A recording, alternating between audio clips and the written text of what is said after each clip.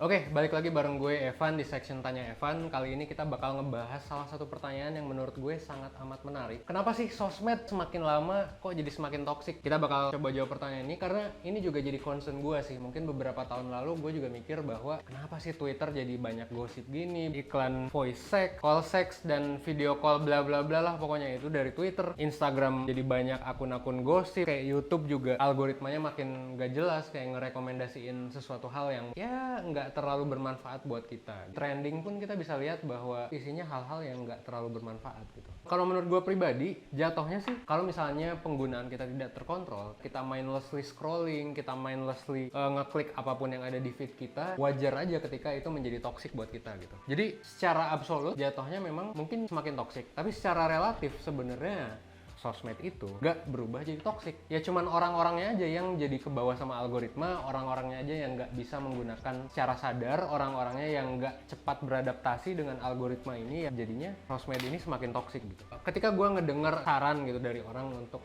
stop sosmed, sekarang gue pikir saran itu masih berguna. Cuman gue pikir saran itu jatuhnya bikin kita nggak beradaptasi sih dengan sosmed yang ada sekarang. Dibandingkan berhenti di sosmed, gue lebih setuju gimana caranya kita beradaptasi nih dengan sosmed yang dalam tanda kutip jadi toxic. Gimana caranya gitu? Gue sendiri udah melakukan beberapa cara. Kayak misalnya di YouTube sendiri sekarang gue udah punya 6 akun yang berbeda. Kenapa gue punya 6 akun yang berbeda? Karena gue tahu algoritma YouTube bakal ngerekomendasiin gue dengan konten-konten yang gak gue pengen di saat yang gak gue pengen juga. Dulu gue cuman punya satu akun. Gue ngefollow semuanya dari sana. Gue ngefollow konten gaming, gue ngefollow konten vaping, nge-subscribe banyak lah intinya. Nanti ketika kita pakai satu akun doang, YouTube akan merekomendasikan kita hal yang tidak tepat di saat waktu yang tidak tepat. Misalnya, suatu saat kita pengen buka YouTube, kita pengen nyari yang vape.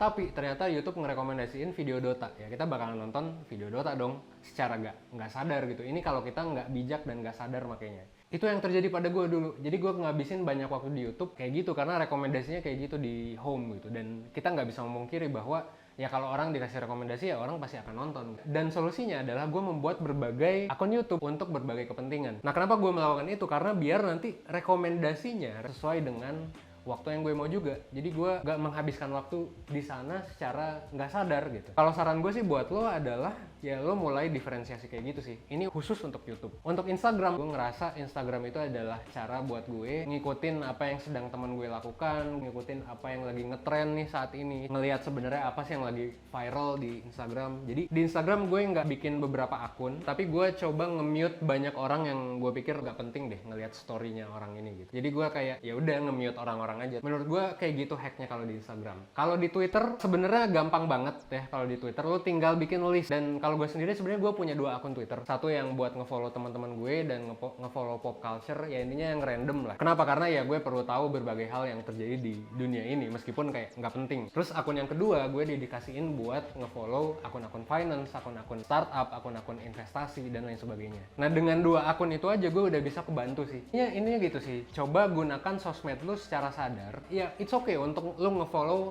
akun-akun gosip, akun-akun yang mungkin gak terlalu berguna, gak masalah menurut gue. Intinya main-mainin lah, lo ketahui algoritma masing-masing di sosmed gitu. Selain ini berguna buat skill lo, kalau lo mau ngegedein personal branding lo di YouTube atau dimanapun, lo jadi tahu, lo ketahui algoritma itu dan lo gunakan itu secara sadar untuk kepentingan lo gitu. Kalau misalnya lo ngerasa lo ngabisin banyak waktu di sosmed, ya sah-sah aja untuk uninstall gitu. Tapi menurut gue akan ada banyak hal yang lo lewatkan kalau misalnya lo uninstall sosmed gitu. Set akun sosmed lo sesuai dengan keinginan lo. Kalau misalnya lo gak mau ketinggalan tren, ya lo bikin satu akun buat follow tren, satu akun lagi buat follow hal-hal yang bagus, satu lagi misal follow untuk hal-hal yang lo senangi, misal fotografi. Itu sah-sah aja untuk bikin beberapa akun kayak gitu. Sekarang juga fitur-fitur sosmed udah ngedukung kita buat itu. Jadi founder-founder sosmed, founder YouTube, founder apapun, orang yang ngurus sosmed itu sebenarnya sekarang udah ngasih kontrol ke kita. Udah ngasih power ke kita untuk sebenarnya kita bisa gitu ngekontrol hal-hal yang kita konsumsi di sosmed. Cuman sayangnya memang gue ngelihat ini belum banyak dilakuin sama orang. Bahkan teman-teman gue sendiri mungkin kayak ya udah punya satu akun doang di YouTube atau dimanapun itu, dan jadinya mereka ya udah gitu ketika mereka buka YouTube yang tujuannya awalnya mungkin mau belajar, tujuannya mungkin awalnya mau